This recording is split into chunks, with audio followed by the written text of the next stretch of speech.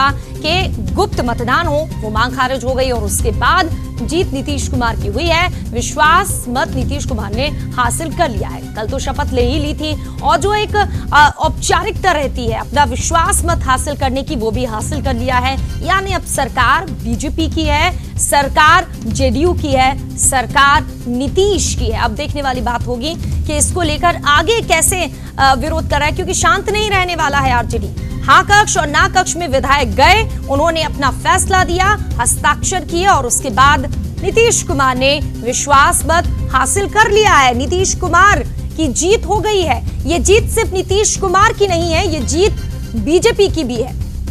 कोशिश बार बार विपक्ष कर रहा था, हालांकि आरजेडी कल तक जो सत्ता में था आज विपक्ष की भूमिका निभा रहा है। बार बार यही मांग कर रहा था कि गुप्त मतदान हो, वो भी नहीं हुआ। विधानसभा में विश्वास मत का नतीजा जारी हो गया है। नीतीश कुमार ने विश्वास मत हासिल कर लिया है। बहुत से अब जो आरजेडी के प्रवक्ता है वो ये कह रहे थे कि जेडीयू के कुछ लोग आरजेडी में आना चाहते हैं, विधायकों को कैद करके रखा हुआ है, जरा आजाद करके देखें। बातें अपनी जगह है और विश्वास मत अपनी जगह। और इस वक्त हमारे साथ चैनल हेड मनमोहन सिंह राजपूत जुड़ गए। मनमोहन सिंह, विश्वास मत हासिल कर लिया है, ये जीत नीतीश की, बीजेपी की, किसकी माने?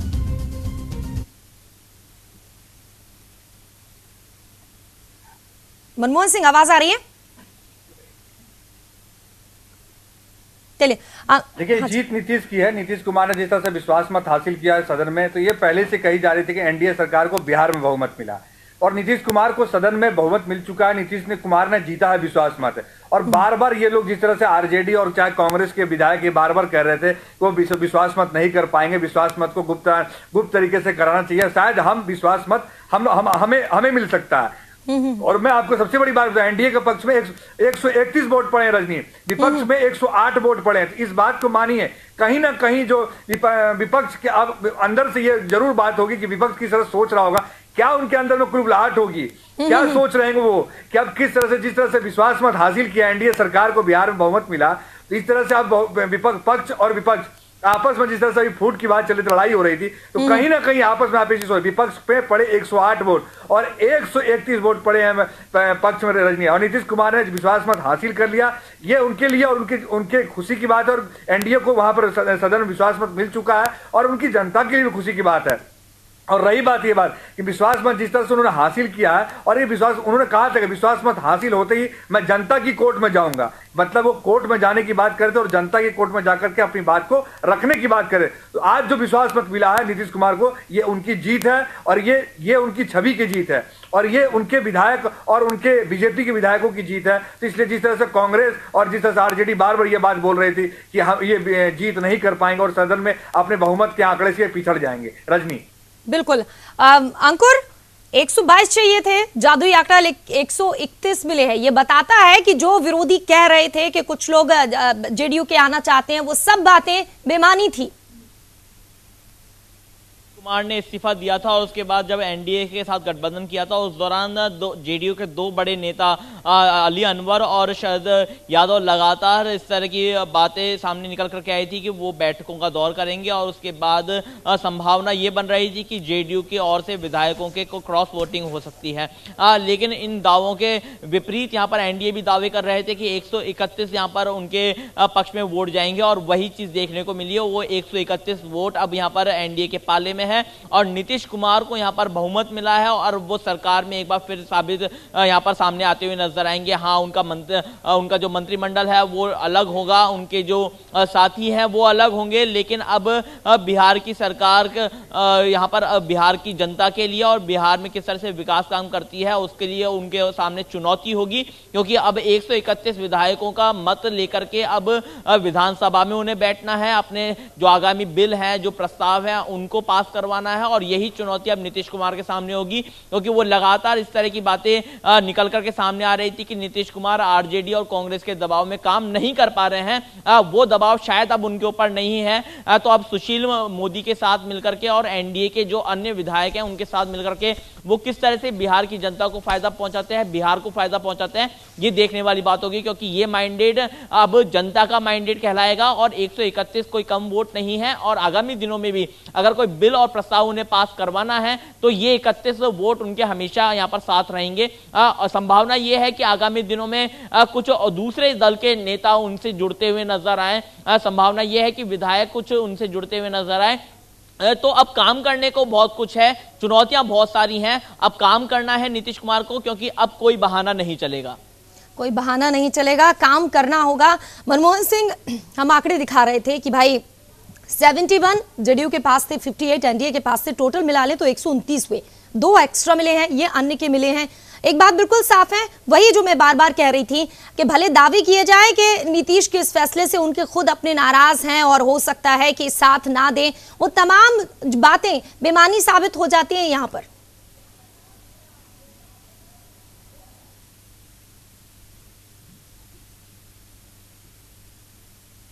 100% रजनी की बेईमानी की साबित होनी है जब दावे और बात होती है, दावे की जब बात करते हैं नीतीश कुमार, चाहे नीतीश कुमार के पार्टी, जिस तरह से अली अनवर ने और जिस तरह से शरद यादव ने चले हम जवाब जरूर लेंगे। दिया कि ये नीतीश कुमार ने गलत किया, उन्होंने बिना बताए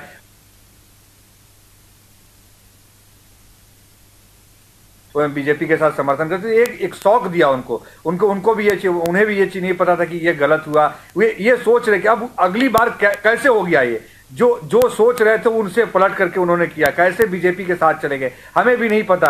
और सदन में विश्वास मत हासिल करना ये उनकी जीत है। जदयू ने अगर विश्वास मत हासिल कर लिया है तो कहीं ना कहीं शरद यादव और अली अनवर को इस बात के लिए अब अंदर से सोचना पड़ेगा कि भाई नीतीश कुमार ने सदन में कैसे जीत हासिल कर ली। और अगर सदन में जिस तरह से इनको 131 मत पड़े हैं और विपक्ष को 108 मत पड़े हैं, तो रजनी इस बात को सोचिए, सोचने के लिए आप नीतीश कुमार को सिर्फ और सिर्फ काम करना पड़ेगा तो जाकर के, क्योंकि ये प्रेशर काम का होगा, क्योंकि ये जो उनको वोट ज्यादा पड़े हैं या इनके लिए तो ये बात सोचने वाली है रजनी कि अगर इनके पक्ष के वोट इनको इनसे ज्यादा इनको मिले तो ये सिर्फ काम करने के लिए और सुशासन बाबू को वोट सदन में दिए गए, तो हो सकता है ये प्रेशर अब उनके लिए काम के लिए। और अब यहां सही कहा अंकुर ने कि अब कोई बहाना नहीं चलेगा, अब बहाना सिर्फ ये होगा उनको सिर्फ काम करना होगा। तो सदन के साथ में काम करने के लिए और काम की कार्रवाई को सुचारू रूप से रखने के लिए सदन को चलाना होगा और 3 साल उनको मन लगा करके और अपने सही रूप के जो पैकेज उनके आए हुए ना उनको रिटर्न करने के, वो सारे पैकेज यहां बिहार में यूज हो ताकि बिहार का विकास हो सके। शिक्षा की बात की जाए, सड़क की बात की जाए, किसी भी चीज को लेकर, स्वास्थ्य की बात, हर मामले पे 20 महीनों में सरकार विफल रही है, सरकार यहां पर फेलियर साबित हुई है। आज जो ये मैंडेट इनको मिला है उस मैंडेट का इनको पालन करके सरकार को 3 साल तक यहां पर मन लगाकर काम करे तो इस मैंडेट का फैसला स्वागत करते हैं, क्योंकि सदन में जिस तरह से आज इन्होंने विश्वास मत हासिल किया है उसमें कहीं ना कहीं वो राजद के उन लोगों के लिए और कांग्रेस के उन लोगों के लिए कहीं ना कहीं ये तमाचा, क्योंकि आज वो ये बात बोल रहे थे कि हम उनसे ज्यादा मत पालेंगे, हमारे पास में 131 का आंकड़ा है और हम 131 का आंकड़ा छू जाएंगे। शायद ये बात अब उनको लग रहा होगा कैसे नीतीश कुमार ने 131 का आंकड़ा छू लिया और हम 108 पर ही रह गए। रजनी, बिल्कुल अंकुर, खबर ये मिल रही है कि नीतीश की जीत से आरजेडी नाराज होकर सदन से वॉकआउट कर दिया, और क्या खबरें मिल रही हैं फिलहाल? देखिए, ये वॉकआउट का दौर अभी से नहीं, ये दरअसल जब से यहाँ पर विधानसभा सत्र शुरू होना था, 1 दिवसीय सत्र, ये विशेष सत्र यहाँ पर शुरू होना था बहुमत के लिए, उस दौरान से यहाँ पर आरजेडी के विधायक लगातार हंगामा कर रहे हैं। और अब जब यहाँ पर बहुमत साबित हो गया है तो यहाँ पर बात सामने निकल के आती है कि खिस्सानी बिल्ली खंबा नोचे। शायद कुछ इसी तरह की स्थिति आरजेडी के विधायकों और आरजेडी खेमे की होगी कि वो अब यहाँ पर जो सदन है उससे वॉकआउट करते हुए नजर आ रहे हैं। तो ये कोई बड़ी बात नहीं है कि क्योंकि इस सत्र में कोई बड़ी बात होनी नहीं थी, केवल बहुमत के लिए सत्र रखा गया था और वो बहुमत अब पास हो चुका है। तो ऐसी स्थिति में अब ये बात विजन क्लियर है कि नीतीश कुमार के पास अब कि 131 उनके मैंडेट है और बहुमत है उनके पास। अब चाहे आरजेडी हंगामा करे, चाहे वो वॉकआउट करे, इसका कोई फर्क यहाँ पर अब बिहार के लिए नहीं पड़ता हुआ नजर आएगा। बिल्कुल मनमोहन सिंह, अब वाकई में काम की बात है और अब शायद इंतजार होगा कि सीएम प्रेस कॉन्फ्रेंस करें और बताएं कि अब आगे उनका क्या प्लान है। बीजेपी के साथ हैं अब वो पुराने साथी के साथ।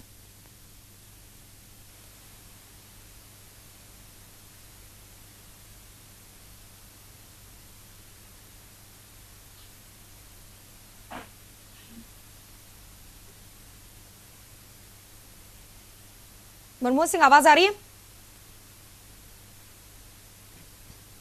जरूर, जिस तरह से उनको मैंडेट मिला और जिस तरह से आज उन्होंने सदन में अपना विश्वास मत जीत लिया है, तो शायद वो मीडिया के पास में अपनी बातों को रखेंगे और अब अपनी सदन का अब उनके आगे की रणनीति क्या होगी, शायद वो अपनी बात को रख सकेंगे रजनी। और जहां तक जिस हिसाब से उन्होंने 20 महीने का जो हिसाब दिया था कि 20 महीने में घुटन में था, 20 महीने में महसूस कर रहा था, काम नहीं कर पा, तो अब शायद वो अपनी बात को सदन में रखते हुए और वो मीडिया से रूबरू होंगे और मीडिया को बताएंगे कि आगे की उनकी रणनीति क्या होगी और कैसे वो काम करेंगे रजनी। क्योंकि अब आप ये भी खुद देखिए, जिस तरह से सदन में उन्होंने विश्वास मत जीता है, उसी तरह जदयू का वहां पर हंगामा, जोरदार हंगामा हो रहा है और आरजेडी हंगामा कर रही है और हंगामे सदन में हंगामा कि जिस हिसाब से चल रहे, तो उस हिसाब को जदयू अब किस हिसाब से लेती है और जदयू किस हिसाब से आरजेडी के बातों का जवाब देती है, ये देखने लायक होगा रजनी।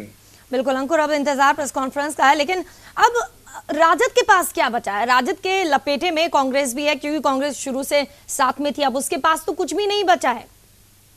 के पास फिलहाल खुद को बचाने का यहाँ पर काम बचा हुआ है, क्योंकि उनके बड़े जितने भी नेता हैं, चाहे वो तेजस्वी बात की जाए, तेज प्रताप बात की जाए, या फिर खुद लालू प्रसाद की बात की जाए, उन सबके ऊपर केस हैं। उनको ये लगातार लालू यादव की तो लगातार रांची में पेशी हो रही है। तो फिलहाल उनके पास बहुत सारा काम है। काम ये है कि उनको खुद को बचाना है और इन सब के बीच में नीतीश कुमार के पास भी काम है कि अब उनको यहाँ पर बिहार की जनता के लिए काम करना है। अब लेकिन उनके बैकफुट, उनके यहाँ पे बैक में जो सपोर्ट है वो आरजेडी और कांग्रेस का नहीं है, उनके पास सपोर्ट है बीजेपी का, आरएलएसपी का, एलजेपी का, या फिर बात की जाए हम पार्टी, क्योंकि उनका भी एक विधायक है जो कि खुद जितन राम मांझी है। तो उनके पास अभी बहुत सारा काम है, उन्हें मंत्रिमंडल बनाना है और विभागों के जितने भी काम अटके पड़े हैं वो काम करना है। तो दोनों दलों के पास अपने अपने स्तर पे, दोनों नेताओं के पास अपने अपने स्तर पे काम है और वो काम अभी उनको करना है। आरजेडी को अपने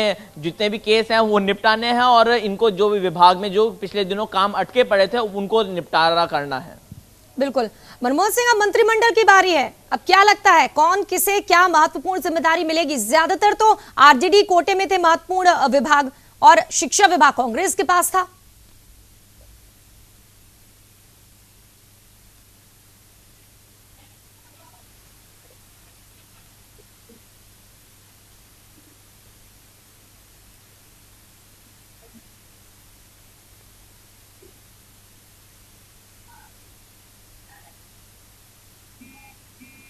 देखिए, जहाँ तक इसमें बिना शर्त समर्थन दिया है बीजेपी ने, तो ये बात जरूर कहूँगा रजनी की बीजेपी बहुत ही सोच समझ करके अपनी रणनीति को चलेगी और जदयू उस चीज़ को पहले ही सोच चुकी है कि जदयू को क्या करना। और जदयू के सीएम नीतीश कुमार जी से विधायक दल के नेता चुने गए तो वो अपने हिसाब से यहाँ पर लोगों को मंत्री पद का फैसला करेंगे, क्योंकि अब बीजेपी के लिए जो मंत्री पद का फैसला होगा वो यहाँ नहीं होगा, वो दिल्ली में होगा। सुशील मोदी आज विश्वास मत हासिल करने के बाद वो असम की फ्लाइट से वो दिल्ली पहुंचेंगे और अपने विधायक की लिस्ट वहां रखेंगे और रखने के बाद में वहां तय करेंगे कौन विधायक मंत्री बनेगा, कौन विधायक किस तरह का चेयरमैन या किसी चीज को लेकर के रखा जाएगा। तो ऐसे चीजों पर उनके यहाँ बीजेपी के लिए दिल्ली से तय होगा कि कौन बनेंगे। लेकिन जिस तरह से एक सीएम डिप्टी सीएम बन चुके हैं सुशील मोदी जी, दूसरा बात प्रेम कुमार जी का नाम आ रहा, तो ऐसे तीसरा जिस तरह का विजय सिन्हा जी, तो ऐसे कई मंत्री हैं जो बीजेपी में बन सकते हैं रजनी। और उसी में कहीं रालोसपा को एक लोजपा और एक हम की तरफ से आना लगभग तय माना जा रहा है रजनी। तो इस तरह से मिलाकर के माने जो भी अहम बात होगी, जो भी अहम सीट होगी, मुझे लगता है कि जदयू अपने पास रखेंगी, क्योंकि उनको अपने लिए काम करना 3 साल, ताकि वो लोगों को बता सके कि मैंने मैंडेट इसलिए तोड़ा था कि मैं शायद यहाँ काम नहीं कर पा रहा था और मैं इस जगह पर शायद काम करूं, मुझे इस तरह की छूट दी जाए, शायद इस बात को रजनी। तो यही बात को लगता है मंत्रालय जो भी होगा नीतीश कुमार के पास ही अहम ओहदे होंगे, चाहे वो शिक्षा हो, सड़क हो, चाहे और भी किसी मुद्दे को लेकर के वो शायद अपने पास सारे चीज को इस बार रखेंगे रजनी। बिल्कुल अंकुर, जैसे कि तमाम एनडीए के घटक दल है, ठीक है, बीजेपी के पास तो रहेंगे ही रहेंगे। जीतन राम मांझी के लिए क्या एक हमसे वही जीते हैं, तो लग रहा है कि उन्हें मिलेगा, क्या दलित होने के नाते मिलेगा या फिर हम पार्टी से हैं, किस तरीके से? अब क्या जो मंत्रिमंडल होगा उसमें फिर वही राजनीति, यादव दलित जातिगत समीकरण होगा? नहीं बैठाते नीतीश तो इसका खामियाजा यहाँ पर नीतीश सरकार को भुगतना पड़ेगा, इसलिए अब वो इस तरह की भूल नहीं करेंगे। और जहां तक बात है यहाँ पर जीतन राम मांझी की, तो जीतन राम मांझी एक बड़े कद्दावर नेता है। हाँ, उनकी पार्टी जरूर केवल एक सीट पर जीत पाई और वो भी खुद जीतन राम मांझी की, और जीतन राम मांझी खुद भी 2 सीट पे लड़े थे, उनमें से एक में उनको हार का सामना करना पड़ा, एक में उनको जीत मिली है। लेकिन जीतन राम मांझी को यहाँ पर दरकिनार नहीं किया जा सकता नीतीश और एनडीए के द्वारा। तो जीतन राम मांझी को एक दायित्व जरूर मिलेगा। पहले मुख्यमंत्री भी रह चुके हैं नीतीश, जब नीतीश यहाँ पर हटे थे उस दौरान भी 4 साल में आपने देखा होगा कि 4 बार यहाँ पर मुख्यमंत्री पद की शपथ ली जा चुकी है। तो ऐसी स्थिति में उसमें से एक नाम अगर निकल के आता है तो वो जीतन राम मांझी का है। उसके अलावा भी दूसरी जो पार्टियां हैं, भले उनके 2 या 3 सीट हैं, लेकिन उसके बावजूद भी उनमें से भी एक को मंत्री यहाँ पर बनाया जा सकता है। और जो सबसे बड़े बड़े जो दायित्व यहाँ पर आरजेडी या फिर कहा जाए कांग्रेस के पास से शिक्षा का विभाग हो या फिर यहाँ पर बात की जाए स्वास्थ्य विभाग हो, तो इन जो बड़े 2 खेमे हैं उनको यहाँ पर भुनाना होगा। संभावना ये है कि वो दोनों दायित्व अब बीजेपी के विधायकों को दिया जा सकता है। और यहीं पर जो यहाँ पर विभागीय त्रुटि यहाँ पर देखने को मिली थी कि यहाँ पर विभागवार जो खर्चा किया जाने के लिए पैसा दिया गया था सरकार के द्वारा, या फिर जो बजट निर्धारित किया गया था वो भी इन विभागों में बचा हुआ था, और वो भी कि यहाँ पे 30 से 50% ही खर्च किया गया था। तो यहाँ पर एक बहुत सारा काम यहाँ पर अब बीजेपी के कंधों पर होगा, जेडीयू के कंधों पर होगा। और इन विभागों में जो भी मंत्री पद यहाँ पर जिनको भी दिया जाता है, खास करके शिक्षा विभाग और स्वास्थ्य विभाग की अगर बात की जाए, तो इनको यहाँ पर निखारने की जिम्मेदारी अब यहाँ पर नीतीश कुमार और पार्टी की होगी। और जिनके ऊपर जो दायित्व दिया जा सकता है वो बीजेपी के कद्दावर नेता भी हो सकते हैं। बिल्कुल, अब इंतजार है कि आगे क्या कुछ होता है, क्योंकि विश्वास मत तो हासिल कर लिया है और प्रेस कॉन्फ्रेंस की जाएगी। मनमोहन सिंह, अब नीतीश क्या सहज महसूस कर रहे होंगे? क्या वो खुलकर जवाब देंगे मीडिया का, या फिर जो उन्हें कहना है वो कहकर चले जाएंगे?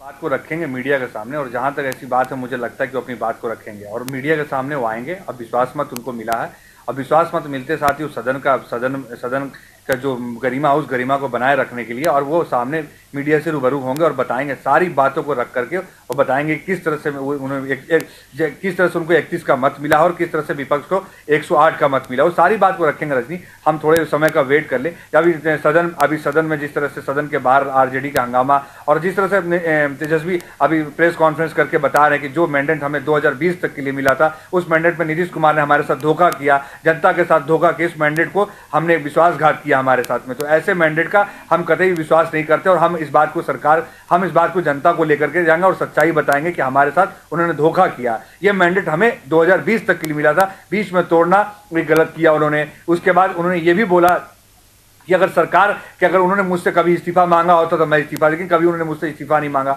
तो जिस तरह से उनके आक्रामक तेवर जो उनका है तेजस्वी का, उस आक्रामक को लेकर के सामने बाहर में आरजेडी विधायकों के साथ में वो प्रेस कॉन्फ्रेंस कर रहे हैं और अपनी बात को रख रहे हैं और अपनी बात को बता रहे हैं लोगों को। इस तरह से उन्होंने हमारे साथ गलत किया है। सदन 2020 तक के लिए हमें मैंडेट मिला था, बीच में ही मैंडेट को तोड़ना और गलत। मैंने 46 सवाल पूछे थे, उस 46 सवाल में से मुझे एक भी सवाल का जवाब नहीं दिया, और अपनी बातों को रखते चलेगा नीतीश कुमार। और इस तरह से विश्वास मत हासिल करना कहीं ना कहीं गलत किया उन्होंने हमारे साथ, हमारी सरकार, हम आरजेडी के साथ, कांग्रेस के साथ। रजनी, बिल्कुल अंकुर, एनडीए के पक्ष में 131 वोट पड़े हैं और आरजेडी अलायंस को 108 वोट मिले हैं।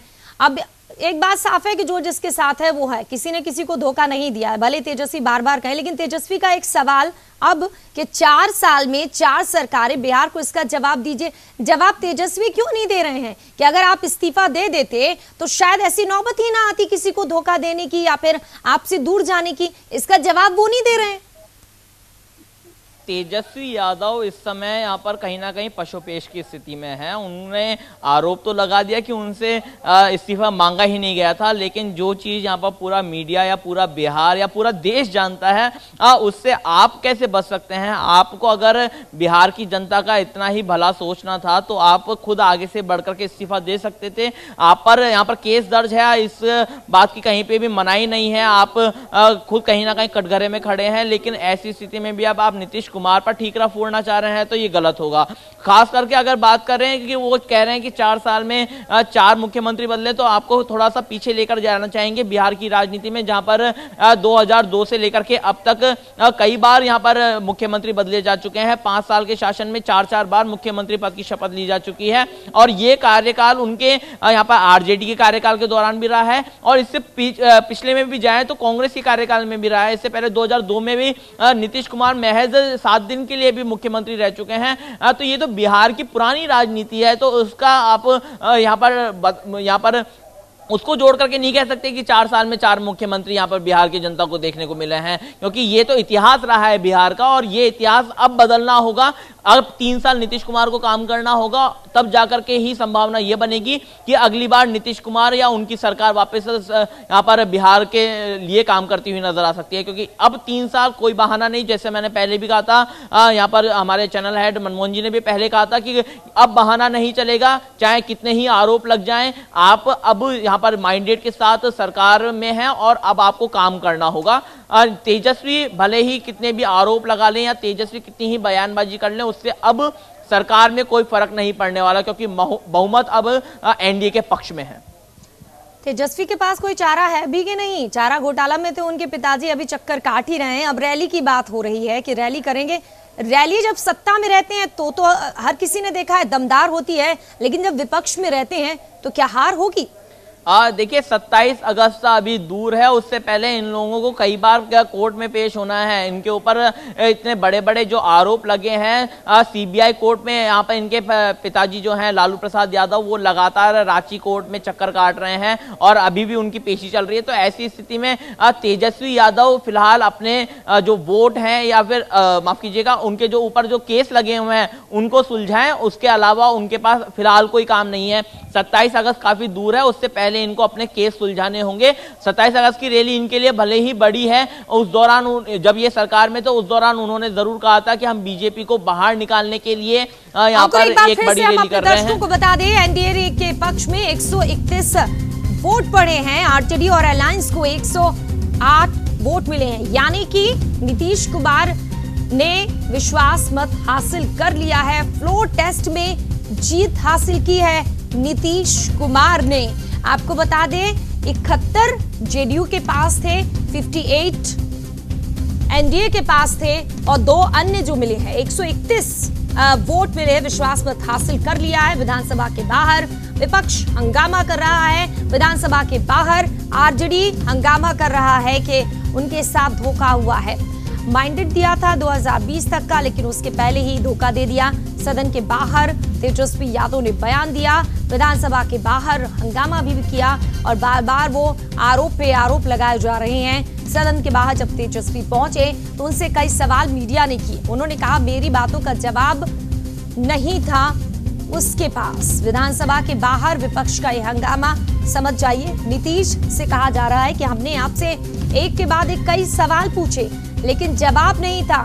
जवाब तो तेजस्वी के पास भी नहीं था कि भाई क्यों, जब आप पर आरोप लगे हैं, एफआईआर दर्ज है सीबीआई की, तो आप इस्तीफा नहीं दे रहे हैं। कहा हमसे किसी ने इस्तीफा मांगा नहीं है, जबकि जेडीयू बार बार कह रहा था आप अपनी सफाई दीजिए जनता के सामने।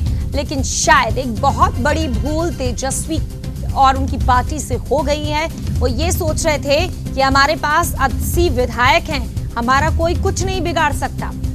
विधायकों को सीएम हाउस में कैद करके रखा गया, ये तेजस्वी ने कहा है। मनोज झा ने भी कल कहा था अब किसी को कैद करके रखा जाए या फिर क्या किया जाए, वो सब अब आरोप है और सिर्फ आरोप ही रह गए हैं। जवाब नीतीश कुमार माना जा रहा है कि प्रेस कॉन्फ्रेंस में देंगे, क्योंकि अब नीतीश अकेले नहीं है, उनके साथ बीजेपी कंधे से कंधा मिलाकर इस बार सरकार चलाएगी।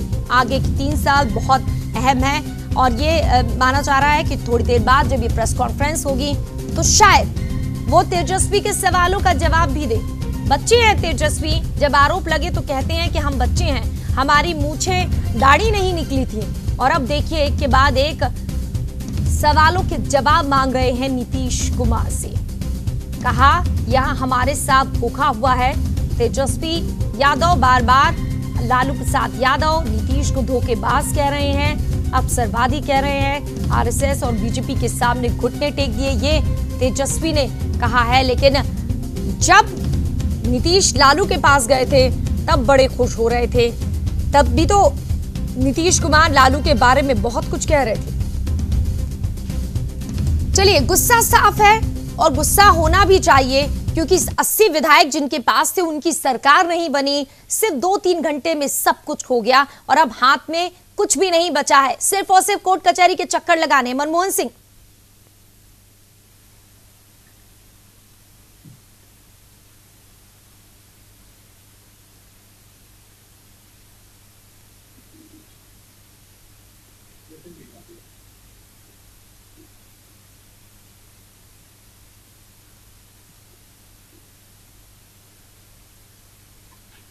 रजनी, एक बार अपना क्वेश्चन फिर से दोहराएं। अब तेजस्वी सिर्फ आरोप लगा रहे हैं, उनके पास कुछ नहीं बचा है, अब सिर्फ उनके पूरे परिवार को कोर्ट कचहरी के चक्कर ही लगाने पड़ेंगे।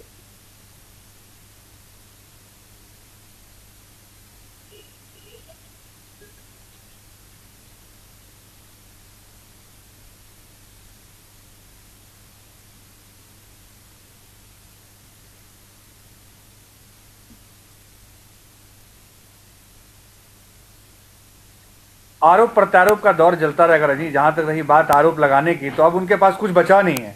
और जिस तरह से आप बार बार देख रहे हैं, लालू हर दूसरे दिन एक पेशी के दौरान लालू को चारा घोटाले के पेशी में लालू सीबीआई के कोर्ट के चक्कर लगा रहे हैं। तो अब ये जो पेशी अब उनके लिए कहीं ना कहीं ये घातक और खतरनाक साबित होने वाला है रजनी। और इस मामले पे इसी सब को लेकर को तो लालू जी कभी नहीं चाहते थे कि ये सरकार टूटे। लालू हमेशा इस बात को, जब भी प्रेस कॉन्फ्रेंस करते थे कि बोलते थे, हमेशा इस बात को उन्होंने रखा कि हमारी नीतीश कुमार से हर दूसरे दिन बात होती है, लेकिन कभी इस मुद्दे पर बात नहीं हुई कि तेजस्वी का इस्तीफा मांगा हो। लेकिन ये उन्होंने मॉर्निंग में प्रेस कॉन्फ्रेंस किया और शाम में नीतीश कुमार ने बिना प्रेस कॉन्फ्रेंस किए राज्यपाल से समय मांगा और अपना इस्तीफा सौंप दिया। तो रजनी, इस बात को रखिए, देखिए किस तरह से लालू ने कहा कि मेरी बात उनसे हर रोज होती है। नीतीश कुमार ने भी कहा मेरी बात उनसे हर रोज होती है। बाहर जैसे राज्यपाल को अपना इस्तीफा देकर के आए, उन्होंने कहा कि मेरी बात उनसे होती है, लेकिन कभी हमने इस्तीफा नहीं मांगा था, ना इस्तीफे की बात रखी थी। और तेजस्वी भी यहाँ आरोप लगा रहे हैं कि भाई बीजेपी तो एक बहाना था, नीतीश का तो एक बहाना था तेजस्वी को लेकर बीजेपी के पास जाना था। तो मतलब ये दूर तक बात आप सोचे तो ये बात दूर तक जा रही है कि मतलब तेजस्वी को एक बहाना बना रहे थे बीजेपी के साथ जाना था। तो कहीं ना कहीं रजनी, इस पूरे मामले को देखा जाए तो कहीं ना कहीं पूरा गोलमाल है, जिसको हम बोलते हैं गोलमाल है भाई, सब गोलमाल है। तो राजनीति पूरी गोलमाल है।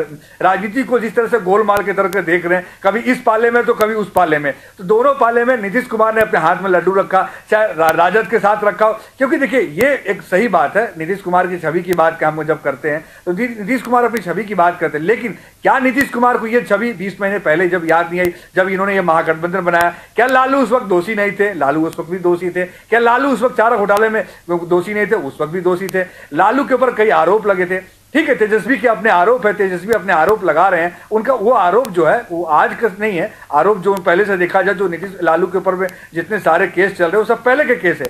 आज सीबीआई भले इस बात को सुशील मोदी को लेकर के सीबीआई अपने खुलासे को लेकर के शायद सीबीआई उनके ऊपर हावी हो गई है और खुलासे को लेकर के शायद सीबीआई अब उनके जांच कर रही है। और लालू जिस तरह से कोर्ट के चक्कर लगा रहे हैं, मुझे तो आने वाले समय में लालू के लिए बहुत ही कठिन समस्या, बहुत ही कठिन दिन दिखाई दे रहा है कि जिस तरह से उनके परिवार, पूरे के पूरे परिवार सीबीआई और ईडी के चक्कर में फंस चुका है। तो कहीं ना कहीं शायद इनके लिए ये खतरनाक हो सकता है। शायद इसी वजह से इन लोग का ये गुस्सा है, ये कभी नहीं चाहते थे सरकार गिरे और सरकार में हम सदन से बाहर हो जाए, क्योंकि सबको पता है अगर सदन से बाहर हो गए सारी सुविधाएं वापस ले ली जाएगी। सरकार से अगर आप चले गए तो आपकी कोई बात नहीं सुनेगा, क्योंकि जब तक आप सरकार में होते हैं, जब तक आपके पास कुर्सी होती है, सब आपके पास होते हैं, सब आपकी इज्जत करते हैं, आपकी बात लोग सुनते हैं। लेकिन आज वही सदन आपसे दूर हो चुका है, आज वो सारी सुविधाएं आपसे ली जा चुकी है, क्योंकि आज वही सारी सुविधाओं का उपयोग और भोग करने वाले बीजेपी होंगे। जिस सुशील मोदी ने पूरे भ्रष्टाचार का खुलासा किया, आज सुशील मोदी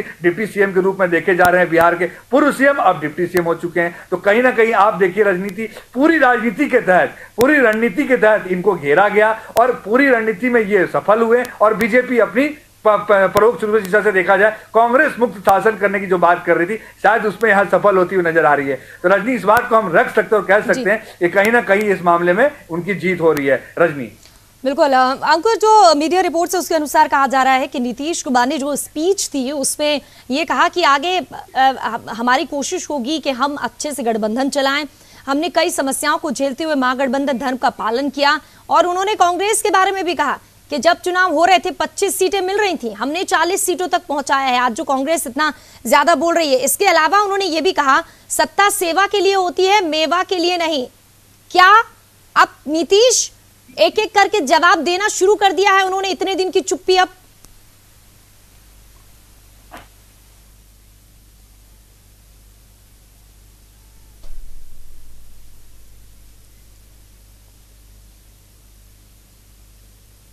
उनका सीधे सीधे इन शब्दों से भी आप समझ रहे होंगे रजनी की, है ना, जो सरकार में सेवा के लिए आया जाता है, मेवा के लिए नहीं।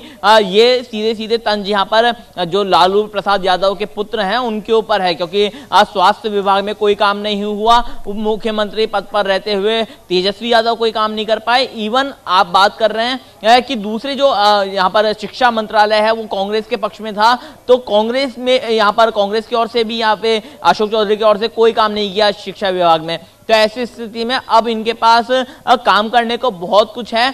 और ये शुरुआत इसलिए कही जा सकती है कि काम की भी शुरुआत है, और बयानबाजी जो अब तक एनडीए के विपक्ष में होती नजर आ रही थी, अब वो एनडीए के साथ मिलकर के आरजेडी के विपक्ष में होती हुई नजर आएगी। तो ये तो राजनीति है और राजनीति में बयानबाजी का दौर जारी रहता है, ये कहीं पे थमता नहीं है। आरोप प्रत्यारोप का भी दौर जारी रहता है। लेकिन फिलहाल की अगर गणित की बात की जाए तो आरजेडी पूरी तरह से अब यहाँ पर बैकफुट पर है और केवल बयानबाजी ही कर सकती है। आप हमारे चैनल को YouTube पर सब्सक्राइब कर सकते हैं न्यूज इंडिया निम्स पर।